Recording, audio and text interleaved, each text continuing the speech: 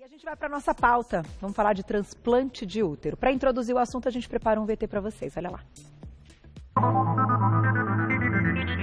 Os primeiros transplantes uterinos bem-sucedidos foram feitos na década de 60 em testes realizados em animais.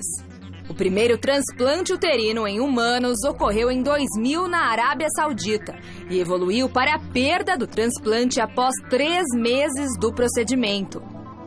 O segundo caso foi registrado em 2011, com 5 gestações que terminaram todas em abortamento. Em setembro de 2016, uma brasileira realizou transplante de útero em uma cirurgia pioneira no país. A mulher possuía uma síndrome rara e por isso nasceu sem o órgão. A doadora do órgão havia falecido de morte cerebral e seu útero foi utilizado para essa cirurgia que durou cerca de 10 horas. Após o transplante e boa aceitação do novo órgão na paciente, os médicos iniciaram o processo de transferência de embriões.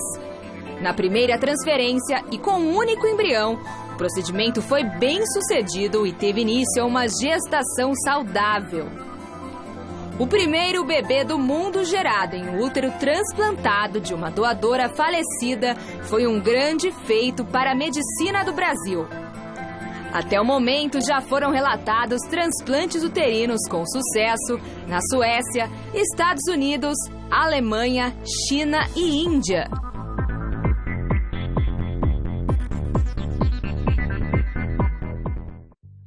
Eu sempre fico assim, nossa, realizada, né? Quando a gente escuta histórias como essa e vê o avanço da medicina.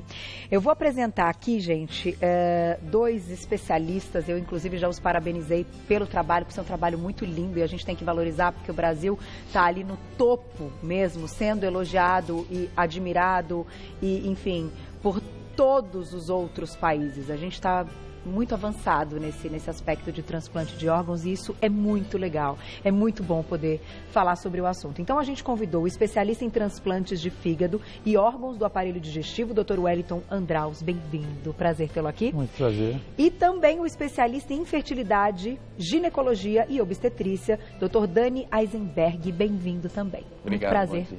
E obrigada por terem aí aceito o convite. Eu imagino que o dia a dia de vocês seja bem corrido, né, com muito trabalho dentro desse aspecto quando a gente está falando aí de transplante de órgãos. Escolhemos falar de transplante de útero porque a gente achou o tema muito interessante. Então vou começar com você, doutor Dani, o seguinte.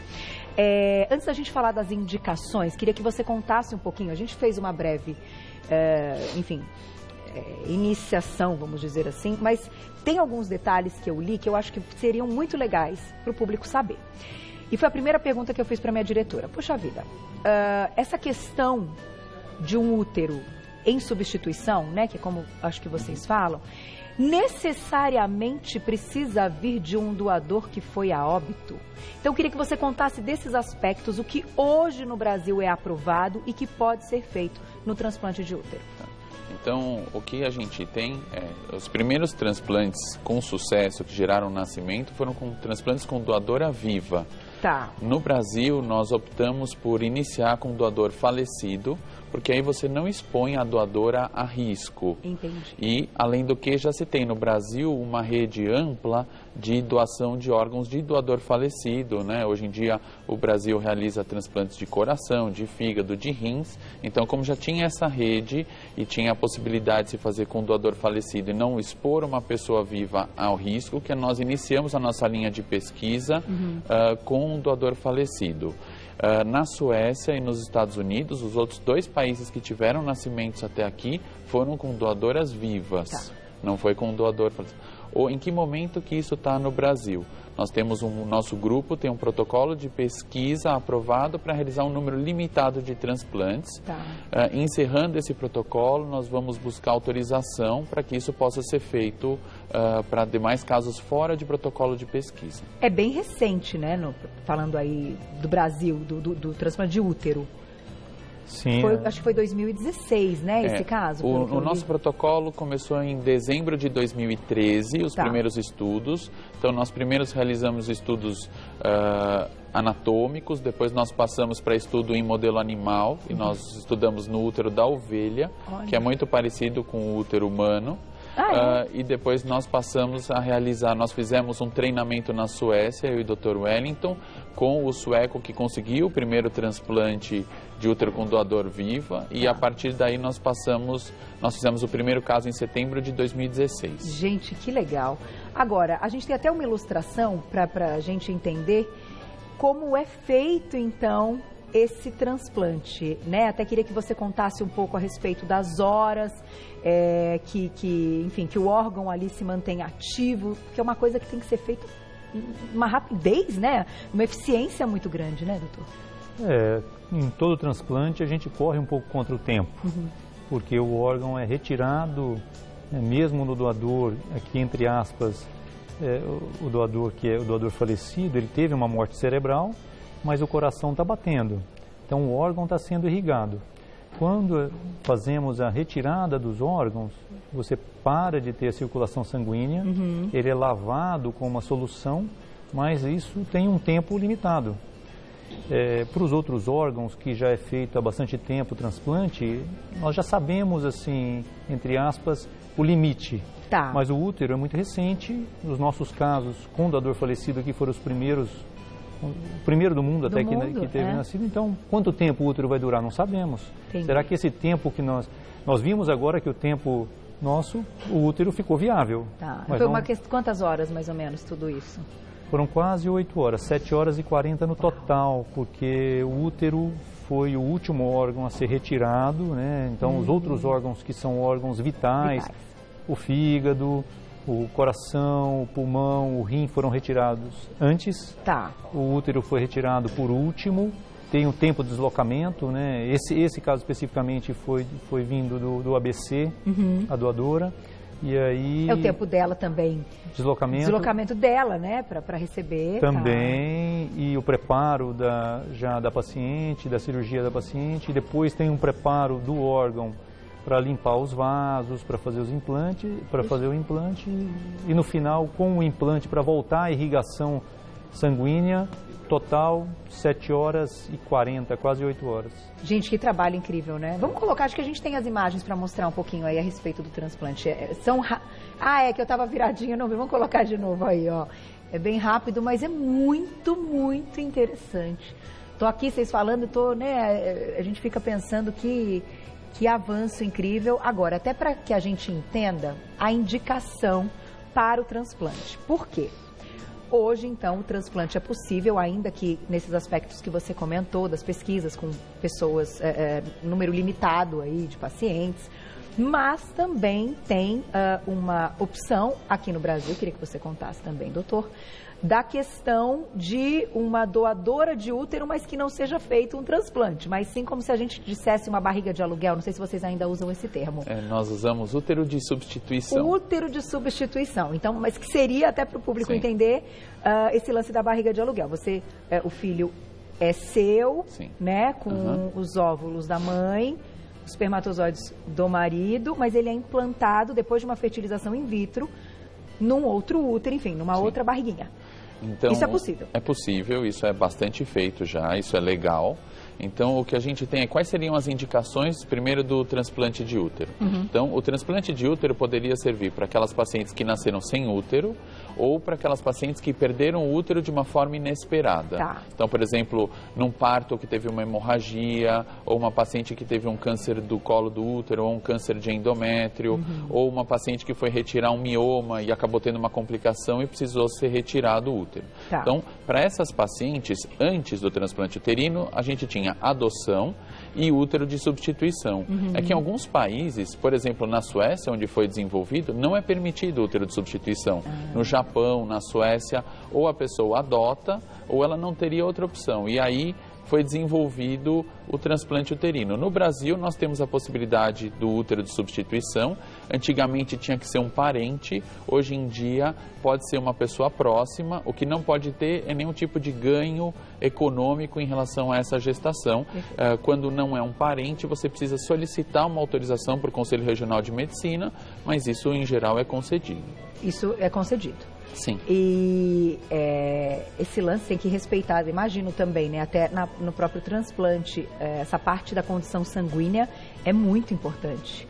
Como que vocês veem isso dependendo do doador? Tem que ser o mesmo tipo sanguíneo? É uma compatibilidade de muitas coisas, né? Sim. É como se fosse uma transfusão sanguínea. Então, respeitamos o mesmo tipo sanguíneo ou tipo sanguíneo compatível. Mas existem outros órgãos que exigem até uma compatibilidade ainda maior. Ainda maior que o útero. Então, o útero, ele é um transplante semelhante ao fígado, que não exige uma compatibilidade apenas do tipo sanguíneo. Que nem que não é tanto tanto comparado, imagina, o coração. Às vezes o rim precisa mais.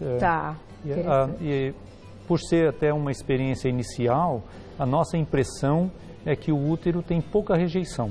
Essa paciente especificamente não teve nenhum episódio de rejeição durante todo o processo, depois do transplante, durante a gravidez, porque fazíamos biópsias de rotina, né, para avaliar, e ela não apresentou nenhuma rejeição, teve uma gravidez muito tranquila. Que legal. Vamos colocar já a perguntinha do público? Escrevam pra gente, quem quiser contar aí, dar um depoimento, fiquem à vontade. Camila, obrigada. O útero é um órgão que envelhece? Olha, pergunta interessante também. Essa é uma pergunta bastante interessante. O primeiro caso de gravidez na Suécia, a paciente que doou o útero tinha 61 anos. Então, o útero é um órgão, sim, que envelhece, mas através de uma reposição hormonal, você consegue que uma paciente, mesmo na menopausa, tenha a mesma chance de gravidez que uma paciente jovem, bem antes da menopausa. Então, apesar do útero envelhecer, você consegue recuperar esse envelhecimento através da utilização de hormônios, e o recorde mundial que nós temos é uma paciente de 70 anos na Índia que deu à luz a gêmeos. Nesse caso, depois da menopausa, a paciente é obrigada a utilizar óvulos de uma doadora. E nesse caso dela, não foi aí uma questão de transplante? Não, foi um caso de óvulo de doadora. Ela foi com o útero dela, mas com um óvulo de doadora. 70 anos. 70 anos. Na Índia, até vocês estavam comentando que aqui no Brasil não pode ter um lucro, né, envolvendo aí esse útero de substituição, mas me parece que em Índia, Estados Unidos, a lei é diferente, possível, né? É possível, e algumas pessoas acabam até... enfim, saindo do Brasil para esses aspectos. Mas aí isso é assunto para uma outra pauta, mas só colocando para o público é importante ter informação também para quem quiser saber. Mais perguntinha do público na tela. Obrigada, Luana, um beijo. As pessoas que forem então doar, precisa ter um estilo de vida diferenciado? No final, aqui no Brasil, com a questão do óbito, não sei se... E aí? Não sei se eu entendi muito bem a pergunta, mas eu também fiquei um pouco na dúvida, eu vou tentar doutor. Falar nesse sentido. Que doou, não, eu li que iria doar, desculpa, é que quem doou, se daí depois de receber tem que mudar alguma coisa com o estilo de vida, enfim. Para quem doou o útero, é como se fosse uma retirada de útero que é feita por muitos motivos. Então, se for numa doador viva, por exemplo, né, não muda em nada o estilo de vida, até... Entre aspas, pelo contrário, tem menos risco de ter um problema que poderia ter uterino, sangramento, câncer, etc., com a idade. Então, retirou o útero, não vai ter nenhum problema se não tiver durante a cirurgia. Mas aqui recebeu, tem que ter muito cuidado. Sim, porque o transplante, você precisa usar medicamentos, drogas, contra a rejeição, enquanto estiver com o útero lá. E esses medicamentos têm alguns efeitos colaterais. Então, o ideal, até no último encontro mundial que nós participamos, o consenso é você transplantar o útero e permanecer com esse útero até 5 anos. O que é possível ter até 2 gestações. Então, mais do que isso, acharam que é um pouco mais perigoso. E até 5 anos, ok, é mais tranquilo usar esses medicamentos. Então, você usar por muito longo prazo esses medicamentos pode fazer mal para o rim, pode até levar efeitos colaterais desses remédios. Então, retirando o útero depois, numa primeira ou num segundo parto, pode parar com todos os medicamentos. É com a indicação realmente para ter um resultado de sucesso de uma gestação. Sim. Certo? Esse é, então, o objetivo sempre primordial aí, depois é retirado de novo. Mas esse útero pode ser retransplantado em outra pessoa? Isso nunca foi feito. Tá. Teoricamente, muito teoricamente sim, mas eu acho que dificilmente vai ser feito, porque tem uma dificuldade técnica de implante, os vasos, logo pós-gestação ele fica um pouco alterado a anatomia, né? É verdade. Tem isso também, depende da quantidade, desse doador aí, doadora que for a óbito, se também quantas gestações ela teve para poder doar, isso também tem relação. Sim. Gente, negócio, mas muito interessante o assunto. Tô pirando aqui nas ideias. Perguntinha do público, olha lá, na tela. Obrigada, Amanda, um beijo. A partir de qual idade já é possível, então, fazer a doação do útero? A doação do útero, ela seria possível para uma paciente que já teve filhos, né? Porque a gente teve um problema no primeiro caso realizado na Turquia, eles utilizaram o útero de uma paciente saudável, mas que não tinha filhos. Então, foi uma paciente que até hoje já engravidou e abortou 5 vezes. Então, a doadora de útero deveria ser uma paciente que já tem a sua prole completa, então ela já teve todos os filhos que ela gostaria de ter e que não apresenta nenhum problema de saúde. Agora, a gente teria uma idade mínima, mas a gente não teria... o que se recomenda como idade máxima seria uma doadora com útero até 57 anos. Mas esses são parâmetros, como é algo muito inicial, que ainda pode mudar. E não teria uma idade mínima, desde que seja uma paciente que já tenha certeza que não gostaria de ter mais filhos. Doutor, para a gente encerrar, uma pergunta aqui que me veio à cabeça é o seguinte. E a questão dos ovários e óvulos dessa paciente que vai receber? Né, essa questão da hipófise, da parte toda hormonal, como é que isso acontece? Tá, então... Porque para ser natural, né, certo? Tem que ser sempre com uma fertilização in vitro ou não? Pode ser de forma natural? A pergunta é muito boa, mas... Fiquei pensando os primeiros transplantes de útero aconteceram por causa da tuba ou das trompas uterinas. Tá. Como você não podia transplantar só a trompa, eles começaram a transplantar o útero também em animal. Tá. Quando eles passaram a fazer transplante de útero em humanos, ultimamente você carrega só o útero, não carrega as tubas. Porque como a paciente está usando medicação de imunossupressão para diminuir a defesa, ela não pode demorar muito para engravidar, porque senão ela ficaria um longo tempo tentando até conseguir a gestação. Por isso nós normalmente só transplantamos o útero e não transplantamos as tubas, então não teria como ela engravidar em casa. E essas pacientes, elas têm, no caso dessa doença que nós estamos falando, são pacientes que nasceram só sem o útero, mas não sem os ovários. Então, esse bebê que nasceu no Brasil, ele tem o material genético dos pais. A gente utilizou o óvulo da mãe e o espermatozoide do pai. Então, são pacientes que têm uma diferenciação, uma produção hormonal totalmente normal, apenas não tinham o útero, e aí nós transplantamos o útero para que ela pudesse gerar. Aí nós transferimos o embrião 7 meses depois que ela tinha feito o transplante. É interessante lembrar que o transplante de útero, ele é muito interessante para a mulher nessa idade, que é uma idade fértil. Ele não é uma substituição nem da adoção, nem do útero de substituição, que é, entre aspas, a barriga de aluguel, mas é uma outra alternativa para quem não tem essas opções. Sem dúvida. Né? Então, ele vem de encontro, assim, favorecendo a saúde de uma maneira mais ampla da mulher. Sim, melhorando agora, a esperança claro, de uma série de aspectos. Eu vou colocar mais uma pergunta do público, e estou eu aqui pensando, você falando da pessoa, né, que pode nascer sem útero e tal, essa questão hormonal do ciclo, se essa pessoa ovula, menstrua, é tudo normal, só não tem útero. Ela não menstrua porque ela não tem útero, mas ela ovula, mas quando você transplanta o útero, não só você resgata a possibilidade dessa mulher engravidar, mas você resgata também, você reafirma essa feminilidade da paciente. Né? O fato dela menstruar e se sentir como as outras é algo muito importante para aquela paciente. Sem dúvida. Porque se ela não tem o útero, não vai ter um endométrio, enfim, não vai, enfim. Mas que assunto interessante. Mais uma pergunta do público. Muito bom, hein, Vaíra, a cara dele. Thalita, um beijo, obrigada. Já existem pesquisas sobre o transplante de ovários também? O público do Você Bonita é inteligente. É um público bastante atualizado. Já existem transplantes de tecido ovariano também. Já foram realizados aí mais de 800 casos na Europa. Normalmente são autotransplantes. Então são pacientes que vão passar, por exemplo, por quimioterapia, por radioterapia, que ainda não menstruaram, então muitas vezes são crianças, por exemplo, que tem uma leucemia, um linfoma, em que você pode retirar um dos ovários, congelar pequenos fragmentos que depois que a doença foi tratada podem ser reimplantados e aí nesse caso sim a paciente poderia ter uma gestação espontânea.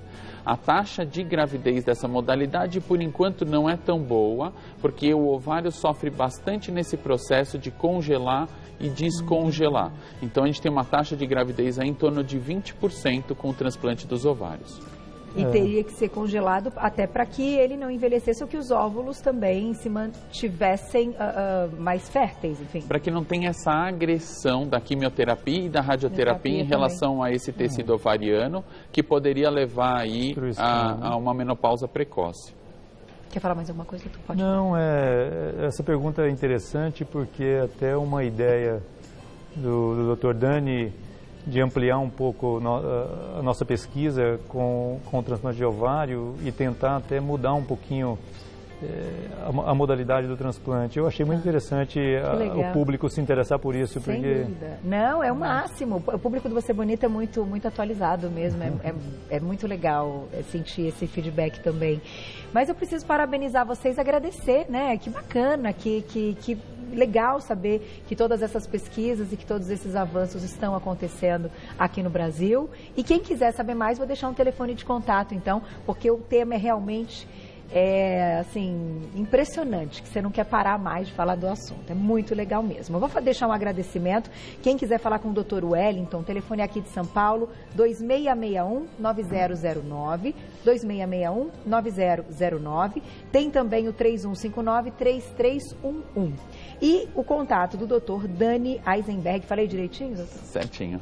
5055-1010, 5055-1010, ou no 2151-8709. A pauta estará lá também no YouTube, canal do YouTube do Você Bonita, para você compartilhar bastante, para todo mundo saber dessas boas histórias. Muito obrigada, parabéns mais uma vez pelo trabalho. Voltem sempre. Obrigado.